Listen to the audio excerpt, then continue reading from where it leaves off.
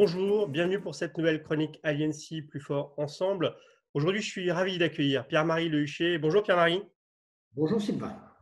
Pierre-Marie, tu es président de Berger-Levrault, éditeur de logiciels alors, assez connu par les acteurs du numérique, mais peut-être moins du grand public. Donc, tu es aussi président d'une association qui s'appelle Tech in France, qui est l'association des éditeurs de logiciels en France.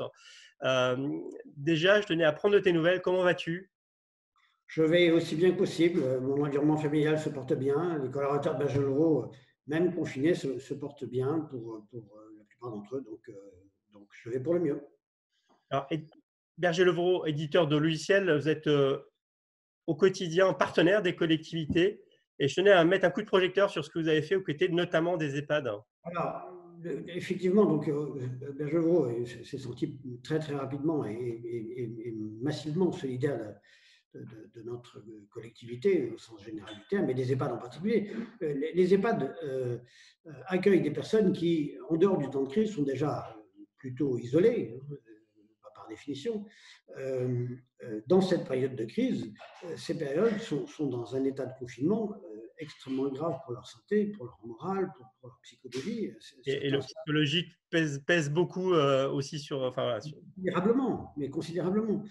Donc, nous avons très vite mobilisé nos moyens technologiques pour permettre à ces personnes de rester en contact avec leur famille via une plateforme de téléprésence, en quelque sorte. Donc, on a fait ça gratuitement, évidemment. Hein, on a fait ça au plus vite pour que pendant toute cette période de crise, ces établissements puissent mettre à la disposition de leurs pensionnés des solutions qui leur permettent de communiquer avec leur famille, de donner des nouvelles, de partager une partie de la vie de famille comme nous-mêmes, nous sommes capables de le faire avec nos applications. Et voilà, bon, donc je crois que ça a été efficace.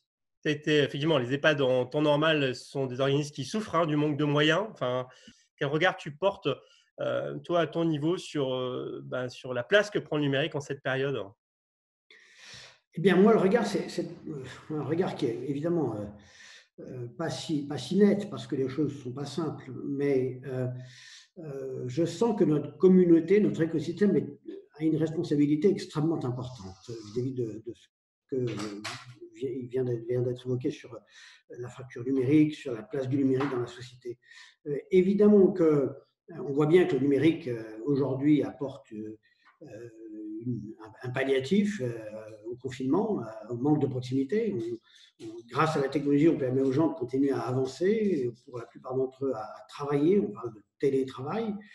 Le numérique apporte cette facilité de vie, mais en même temps, elle accroît l'écart entre ceux qui peuvent et puis ceux qui ne peuvent pas, ceux qui ont puis ceux qui n'ont pas. Et ça, il faut qu'on arrive à avancer là-dessus. C'est un problème, au départ, c'est un problème d'éducation, de formation. Après, c'est aussi un problème d'équipement, de moyens, mise à la disposition de chacun, mais aussi, et on y a beaucoup travaillé, et puis les institutions publiques ont travaillé, mais aussi une problématique de confiance. On le sait bien, hein. Aujourd'hui, les gens qui donnent leurs données sur le numérique, qui les donnent volontairement ou pas volontairement d'ailleurs, se posent la question de savoir ce qu'on fait. Voilà, il faut les mettre en confiance, il faut leur montrer que ça peut être à leur portée, que ça peut être sous leur contrôle. Alors, la crise a mis un coup de projecteur sur le manque d'ambition industrielle en France, sur ce qu'on a laissé faire pendant des années à délocaliser nos industries.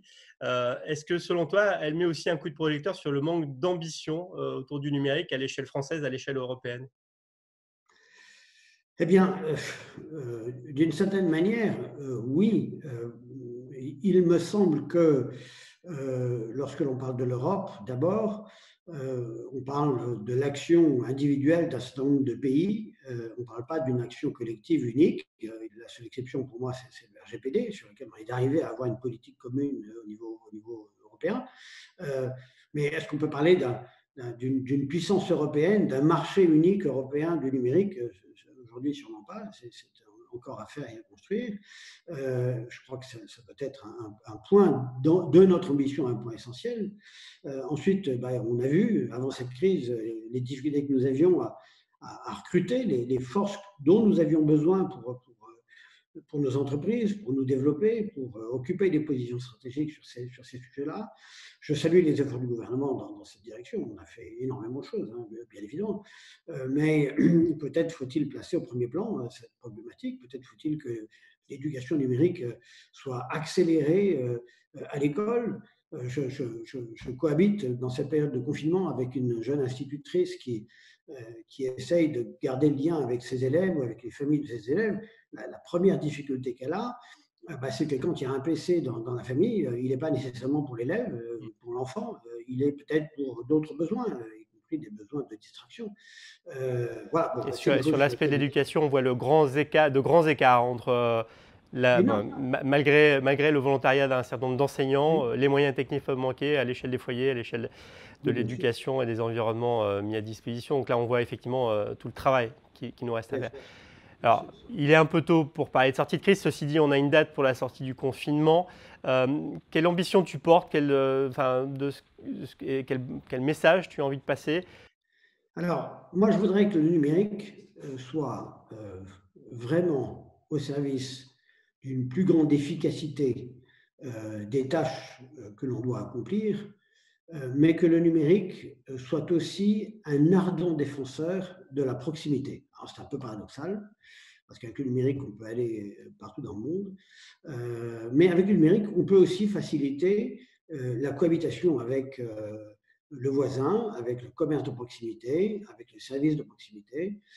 Je pense qu'il faut revoir notre façon de gérer ce paradoxe et il faut qu'on mette des moyens sur cette société, cette nouvelle société qu'on doit être en train de construire, qu'on est en train de construire, où le rapport de proximité accompagne le numérique, où l'éducation, on en parlait tout à l'heure, s'empare du numérique comme un outil au service de plus d'humanisme, au service de plus d'humanité.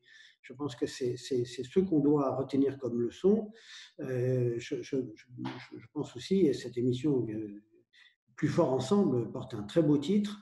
Je crois que ce numérique doit nous aider à être plus forts ensemble, c'est évident. Et il faut que nous mettions bout à bout tous les éléments qui nous permettent d'y parvenir. Au sein de Tech It France, c'est un débat qui est fort entre nous, avec nos amis de Syntec Numérique également. Avec Godfrey Messman, c'est un sujet que nous portons, que nous essayons de porter et que nous voulons porter. On sortira de cette crise pas comme on y rentrait, c'est pas imaginable. On sortira de cette crise en faisant peut-être un petit peu plus attention aux valeurs qui nous réunissent. Pierre-Marie, merci. On va évidemment suivre l'actualité de Berger-le près. J'espère te retrouver très vite dans d'autres conditions, avec un peu plus de convivialité. Avec grand plaisir. Et puis merci Sylvain pour ce que fait Alliancy. Vous gardez le contact avec tout le monde et c'est formidable et c'est très bien. Il faut continuer comme ça. Bravo. Merci. Merci beaucoup, Pierre-Marie. À bientôt.